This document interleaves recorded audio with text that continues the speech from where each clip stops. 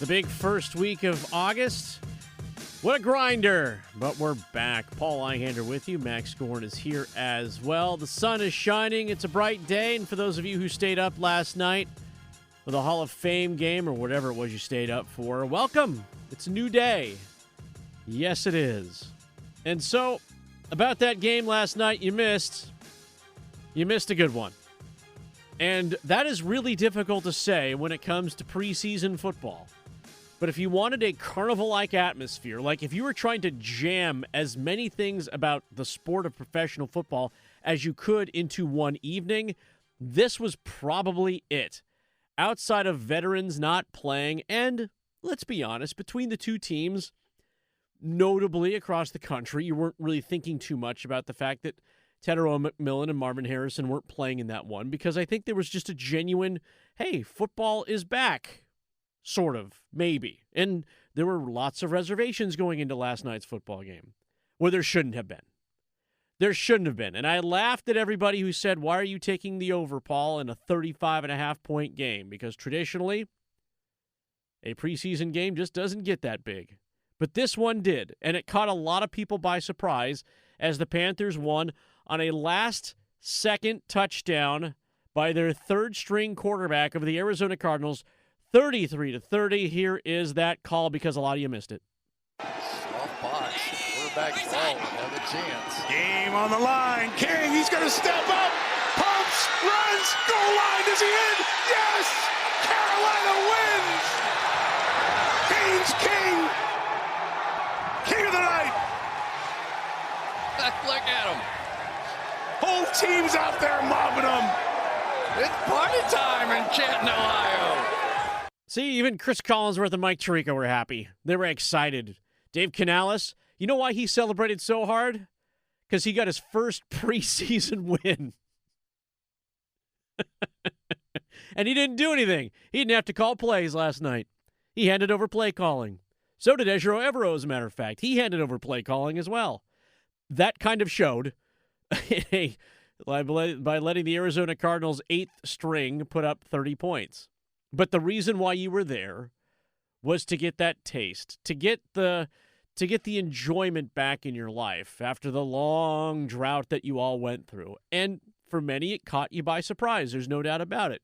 You got to see Carson Beck throw the football efficiently for Arizona. Like, he put up some passes. I was like, damn. I was like, he's putting them on point. And Haynes King was such a surprise because, remember, undrafted guy. And if you go to many sites in terms of looking for box scores, for some odd reason, there is no photo of Haynes King. There's not one picture. Now, he did play quarterback last year at Georgia Tech University for the Yellow Jackets. Yet some places couldn't even find a picture of the guy until you saw him last night, and he spoke very eloquently about what he needed to do. And that was a 2-minute drive, by the way. At the end of a football game, you asked a guy who, at least for those of you around here, because you listen to 99.9 The Fan, you know a little bit about ACC football. So it's not like Haynes King was this like unusual comet that had been ejected from the Oort cloud in the universe and it just like, oh, what is that? Oh, that's Haynes King. You knew what he could do, and so did he. And on that last drive where he converted with his legs, by the way, which he was better known for than his passing, even though he was very efficient last night, converted a 3rd and 14 with his legs, and instead of taking a slide, had the wherewithal to run out of bounds. It shows you the kind of heady kind of guy that he is. He is a coach's kid, by the way. A lot of people forget that. Like, not every quarterback is built that way. Not every football player is built that way. Not everyone is a coach's kid. He is one of those things. So he understands what he needs to do, and at least for one night, he is the hero. And so Haynes King talked about how that game-winning last-second touchdown kind of unfolded in front of him. Yeah, we were trying to get dig post action on one side, and we had one-on-one on the other, dropping back, and it just kind of parted. And I was going to try to extend the play because obviously this is the last play of the game, and then it just kind of parted, and the linebacker started closing space, and I was like, I can get around him, and that's what happened, and score the ball. So Haynes King, go get yours. Go get yours. There are not very many mobile quarterbacks at the end of their careers as the beginning of their careers. So if you can come out and say, you know what, I can get around that guy, I believe you. Because that was kind of the key to your game in college, the ability to get around that guy, to tuck the ball and run with efficiency and tuck the ball and run with confidence. You operated better than any rookie could have last night. And it's a big change for the Carolina Panthers in a preseason game where you put up those kinds of numbers. Because you remember the droughts. You remember the preseason droughts. Year one of Dave Canales, it's like, are we actually going to do anything with this? And year two, kind of that same kind of vibe. And now things turn around. Now, it's one game. It's one of 4 preseason games. Did we get jacked up about it? Is it possible for us to get too excited about something like this? Yeah, it is. It is. It is, but there hasn't been any football for 6 months, so I think it's allowed. It tastes good, right? I wasn't expecting to look like I'm as against preseason in any sport. I'm against preseason, and usually doesn't get me that excited. But I mean, that was a thrilling preseason game last night. Like, I was locked in down the stretch in the fourth quarter, and for it to end on a walk-off touchdown. I'm glad they didn't go for the tie since there's no overtime in preseason games. That was a good 30-30. That would have 100% flipped my opinion on this game. If they had ended up kicking a field goal to end on a tie and then that was that, I would have come in here and probably said it was the worst game ever. But just because it ended with the walk-off touchdown and just like the exciting, thrilling finish and a number of these kind of depth guys for the Panthers were looking pretty good, I'll say it was a success, and I'm glad I was tuned in for that, and hopefully the rest of the preseason games can live up to that standard. I don't think they can, but at least at one point maybe we'll see some starters, some real players kind of out there playing, if not for just for a drive or two in one of the first couple of games. But it was a great game. I mean, it was a little unexpected. It started slow in the first quarter, no scoring. Yeah. Cardinals almost got the opening touchdown. We're down by like half a yard. It's one of those things where you're just short, and then now they have to go 99 yards to the other side of the field to start the next quarter to go half a yard to get the touchdown. But they really ramped up the scoring, especially down the stretch of the fourth quarter, and ended up with a thrilling finish. So it was a great game. A number of guys looked pretty good, and yeah, go preseason football. We can kind of say football is back, and it is. I don't feel bad about saying that because I think everybody that tuned in kind of enjoyed that. Unless you were a Cardinals fan, maybe, but even so, like Carson Beck looked pretty good. So he looked very good. He operated. Like, Keaton Slovis came in late in that game, but that wasn't about that. Everyone wanted to see Beck play, and Beck was efficient. He put the ball where he needed to. He had really solid touch. Not going to puff up and rizz up the Cardinals, but they put up a good fight too. And let's be honest, if you're looking at a defense that are giving up points with the 5th and 6th string guys that will not be on this team or maybe playing special teams roles, yeah, the tackling was pretty piss poor, especially late in that game. And I think you could even see at some point, and I wish, no, this would be it would be kind of lame, let's be honest, if they did like sideline kind of like focal cams on guys. But I think Dave Canales got really mad when they gave up that touchdown at the with the 2 minutes remaining in the fourth. He's like, really? I'm not going to get that preseason win after we put up 27 points in that Canton game, which just a few years ago got canceled because the paint didn't dry on the field. I'm like, this, it's just crazy. That's Max. I'm Paul. Next up here on 99.9 The Fan. Panthers won last night in the first of 4 preseason games, 33-30 over the Arizona Cardinals. Their next game coming up next Saturday, so not tomorrow, but the 15th, they play Buffalo, and maybe we'll see some run with some of the first teamers at least a few times. Dave Canales was asked about just kind of, hey, listen, it's game 1 of the preseason. What'd you think, Dave? Well, that was a lot of fun. Yeah. Just the back and forth of it, a really good game. Mike LaFleur, somebody that I've known for a long time, really doing a good job with that group. They ran the ball really well today.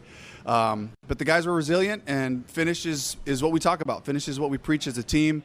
We practice for these situations, end a half, end a game, put us in the best, use the timeouts, move the ball. Haynes did a fantastic job just keeping the play alive. Whatever you had to do, run it, throw it, doesn't matter. Move the chains and keep it alive. So really proud of the group, and then just got to talk about, Jonathan Cooley called the game on the defensive side today, and it was a fantastic operation, getting the calls in, appropriate calls at the right time. Really pleased with the rhythm that he had, and then Brad, same thing on the offensive side, getting the calls in early so the guys could be organized. And just a big shout out to all the coaches. We had a couple receivers show up 2 days ago, spending the whole time on the plane at the hotel for 2 days, just getting them ready to play. So really proud of the group and the way that they played our play style today. Well, they got ready to play. There's no doubt about it. More than enough action for a lot of bodies out there. In terms of receivers, and this is the interesting part about receiving for the Carolina Panthers, there were 15 different players who caught a pass actually 14. 14 players who caught a pass last night. 14. Now, some of those are running backs. A.J. Dillon caught a pass. HN caught a pass, early in that one. It was behind the sticks. It didn't really count. So they got a lot of dudes in camp looking to fight for some jobs. Miles Davis caught a pass late in that game, and that was and Anthony Tyus caught a pass. So 10 guys, 10 non-running backs caught passes last night. That's a lot of receivers. They're not going to carry that many because 3 of them didn't even play last night. 2 of your top players, and then Xavier Legette. So there's still not enough room. And so that's going to be an issue for Carolina right now because, as you're going to hear in a hot second, Dave Canales praised a lot of people when it came to the wide receiver depth, and he definitely wants to get some value out of that spot. It's critical because you play the game with 3 wideouts for the most part, and guys rotate in and out a little bit here and there. So if a guy's coming out of a game with 10 or 12 plays, he's got to be able to contribute on special teams. Jasim was all over all the phases, returns, covering kicks, different things like that. And John Mechie got a nice return, showed something really cool there too. So Jimmy had a couple nice ones. So all these guys, they understand, like, whatever, the more that I can do to help the team, the better that my chances are to be able to be here on the 53 and make the team. So I love the competitions happening in the receiver room. That's 3 receivers right there. He just named the top 3 guys who got the most targets in last night's game. Jamie Horn Jr., John Mechie, Jasim Reed. Tedder McMillan did not play last night. Jalen Coker did not play last night. Xavier Legette did not play last night. That is 6 receivers already. You have some odd men out right now. And that doesn't include your Chris Brazzell, who will be out for the season. That does exclude a guy like David Moore, who is kind of the teacher's pet when it comes to the Carolina Panthers. A guy who knows the system, a guy who knows things. And you're hoping that something will come out of that. There will be some battles when it comes to fighting for a 53, one of the 53 spots. The other interesting question is, if Haynes King, as the Carolina Panthers' kind of third-string quarterback, the guy that was undrafted, if he has another night, perhaps against Buffalo, or another afternoon, I guess it's an afternoon game, an afternoon against Buffalo where he turns in a very similar performance in terms of efficiency, is able to run the football and move things around, the Panthers front office is going to have to make some interesting choices. Kenny Pickett's on a 1-year deal. It's just one. But can you afford to let a guy go like that, knowing that, and I've heard this argument on this very station before with Tim Donnelly, about it's time to bring another piece of youth into your quarterback room. You have to have something like that to build upon as you're taking steps forward with a guy like Bryce Young. You've already parted ways with Andy Dalton. That's fine. You bring in a Kenny Pickett. But you need somebody young like that in your quarterback room. Are you able to stash a guy like a Haynes King, or should you be going for some value? Or do you elevate him right away, knowing that Kenny Pickett's going to find a job anywhere, and reserve quarterbacks with veteran experience in the NFL, they're a dime a dozen right now. There's a million dudes out there. Gardner Minshew did not play for the Arizona Cardinals last night. He is sitting in the second position right now behind Jacoby Brissett. You can't tell me that those are not 2 dudes who could just, all right, 1-year deal, 1-year deal. Kenny Pickett's that guy, 1-year deal. He's boring, but he gets the job done.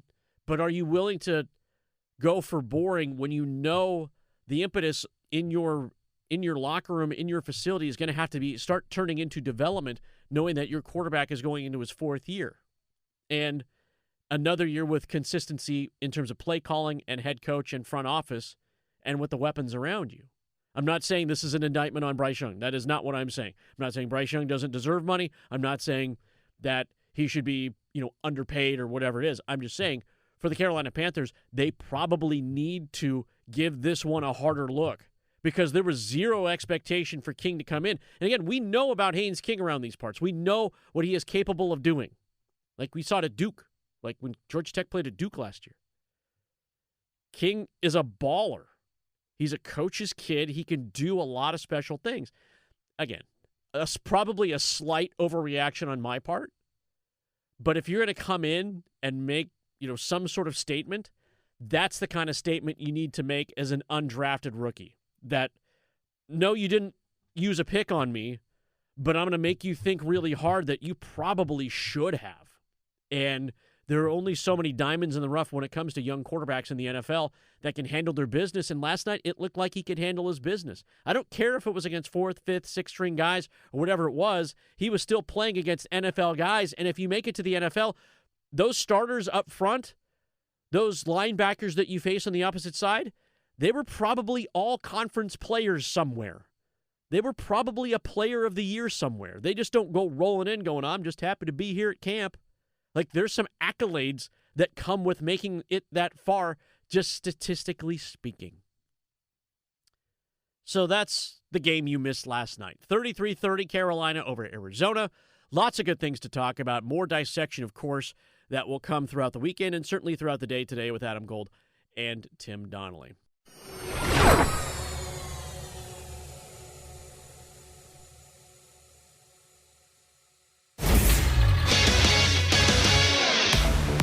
I'm Max Goren with 3 things you need to know right now from 99.9 The Fan. The Carolina Panthers kicked off the NFL preseason with a thrilling victory in the Hall of Fame game last night, defeating the Arizona Cardinals 33-30. Rookie quarterback Haynes King scrambled into the end zone from the 5-yard line as time expired for the game-winning touchdown. There's a new highest-paid running back in NFL history. The Detroit Lions agreed to a contract extension with Jahmyr Gibbs yesterday worth up to $75.75 million over 3 years, narrowly surpassing the extension signed earlier this week by Bijan Robinson. Gibbs has made the Pro Bowl in each of his first 3 NFL seasons. The Durham Bulls continue their series on the road tonight against their in-state rivals, the Charlotte Knights. Bulls coverage can be found on 620 AM Buzz Sports Radio, 99.9 FM HD2, and WRAL News Plus, with first pitch scheduled for 7:04 p.m.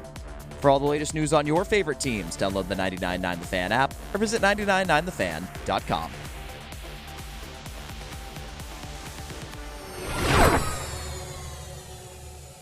Joining us in studio is the managing editor of HighSchoolOT, Joel Bryant. Joel's here to give us one last check-in on North Carolina's biggest football jamboree. The first HighSchoolOT Jamboree is tomorrow afternoon at First Horizon Stadium at WakeMed Soccer Park in Cary. JV games at 4 o'clock, varsity games at 5 o'clock. And for those of you who have not bought your tickets at HighSchoolOT.com, just to let you know, and you were worried about the weather, it's going to be warm, but the chance of rain is under 20%, which is great news, right, Joel?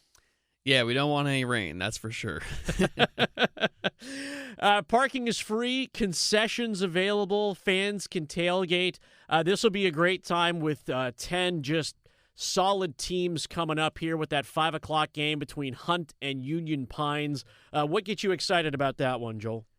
Yeah, I'm excited to see how Hunt follows up last year's state championship run. Obviously, they came up short last year in the 5A state championship, but they bring back the key player, Mez Harris, their dual-threat quarterback. He's going to need some help with them, so I'm curious to see how they fare. Union Pines coming off a breakout season. Curious to see how they follow that up as well. All right, so that's the first matchup. That's at 5 o'clock, so things will get underway on the main field at First Horizon Stadium at 5 o'clock. JV teams will square up at 4 with scripted plays and things you can watch on a side field there, which will be great. I mean, again, part of the admission, $15. That's easy to go in and watch, hundreds of high school football players go at it. All right, the 6 o'clock game is J.H. Rose and Rollsville. Where does Rollsville stack up this year, Joel, in terms of just where they normally you see Rollsville line up in terms of state football power? Yeah, I think they still have some of that top-end talent. Marquise Bryant, the safety going to Kentucky, Mir Brown, the running back, going to Nebraska. They have a receiver going to Virginia Tech. They have an edge rusher going to South Carolina. So they still have those Power 4 players. I'm just curious about the overall state of the roster beyond those guys. I'm not sure if it's going to be as deep as they were last year or a couple of years before. New coach as well with Kevin Reddick this year. Lots of eyes going to be on Rolesville to see just how they look at this. All right, so Rolesville and then the town just to the west of them, Wake Forest, they will take on Southeast Raleigh. Does this feel like one of those emerging kind of power games in the middle of the high school OT Jamboree tomorrow? Yeah, I think this is going to be a playoff preview. Obviously, it depends on how the seeds work out, but I think these are two teams that we can see potentially in a third or fourth round matchup in the 7A playoffs this winter. Of course, Wake Forest has been a power. They won 3 state championship games in the end of last decade. And Southeast Raleigh, I think, is an emerging power. Their coach, E.J. Campbell's done a great job. He's one of these guys that went back to his home high school at Southeast Raleigh, and he turned that program around. Right now, I think besides Rolesville or Millbrook, they have as many college players as anyone in the area. They have a top 100 guy in the junior class, and they have multiple other guys with Power 4 offers. Joel Bryant, managing editor at HighSchoolOT, joining us here on Next Up ahead of tomorrow's HighSchoolOT Jamboree at First Horizon Stadium, WakeMed Soccer Park in Cary. JV games start at 4, and then the exhibitions and the Jamboree games begin at 5 o'clock at 1 hour intervals. So that's the 5, 6, and the 7. Tickets available right now. It's just $15 to get in. Concessions on site. Parking is free. Parking lots open at 3 o'clock. So a chance to get yourself set up out there. Try to keep yourself cool. Get yourself ready.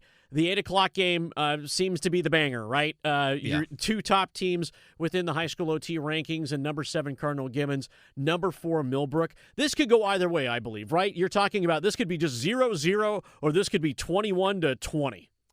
Yeah, I expect both these defenses to be very strong. They have college players on both sides of the ball. Frankly, they have top 100 players on both their defenses. Rashad Street's the edge rusher at Millbrook. He's the top 50 player in the country, as is Xavier Hassan, the corner at Cardinal Gibbons. So, these defenses are going to be pretty good. And I would expect something low scoring. I could be wrong here, but I think the defenses are going to look pretty good early on.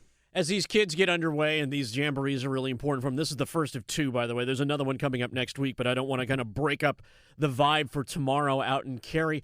Finally, at 9 o'clock, so 5 games will be played back-to-back. So a full afternoon and evening. This one will be under the lights with Middle Creek and Southern Durham. What gets you going about this one? Well, Middle Creek is another team coming off a state championship appearance. They were in the 6A state championship last year, came up short to Watauga.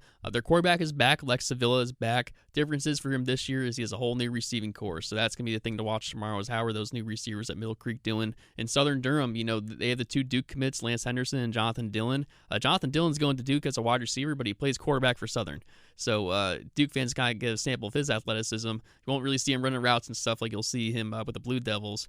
But he's a really exciting player. And Lance Henderson, the defensive back, probably one of the best defensive backs in the state. That's amazing. So just a plethora of talent for sure, but just as important, getting these kids on the field to get them ready for the regular season, which is just a few weeks away. And, of course, getting out there to support high school sports here in North Carolina, which is very important. First High School OT Jamboree of 2026. Yeah, this calendar year is 24 hours away. And this is at a big venue, too, which is great. First Horizon Stadium, WakeMed Soccer Park in Cary tomorrow afternoon. Just a chance, Joel, for people to spread out, too, right? A bigger venue, a chance for more people to get some eyes on what certainly will be a really solid product for high school football as we start this new year. Yeah, obviously, we've been kind of outgrowing our high school venues. We've had some crowd things going on, so we have a bigger venue now. People can spread out, and hopefully we get a lot of people there. But it'll be nice to have a little bit of space, I think, tomorrow. And you won't have to jockey for parking because there's a lot of it, right? There's a lot there, yes. That's another good part, too. People always think about when they come out to events, whether it's concerts or sporting events, and they look at the venue and they go, all right, am I going to have to fight somebody, or am I going to have to walk like a half a mile to get to the venue? And not in this case at all. And the best part about it is the parking's free. We're not going to gouge you at the gate before you actually get to the gate, so to speak. So Parking lot's open tomorrow at 3 o'clock. JV games for the first time ever as part of a high school OT Jamboree will be taking place an hour before at the stadium next to First Horizon Stadium. And then the varsity matchups start at 5 o'clock. Tickets on sale through HighSchoolOT.com at $15. Joel, it'll be a good time tomorrow, and we'll see you out there at the stadium. Yeah, looking forward to it. All right, First Horizon Stadium, WakeMed Soccer Park in Cary tomorrow. Again, it just gave you all plenty of details. Buy your tickets right now available. HighSchoolOT.com. And for those of you going, they'll have clear bag policies in place because it is a much larger venue, and no re-entry will be allowed. So as you commit to go watch high school football, commit for the afternoon and be ready. And make sure you stay hydrated, too. Going to be a warm day out there. Don't want to have anybody having any issues as well.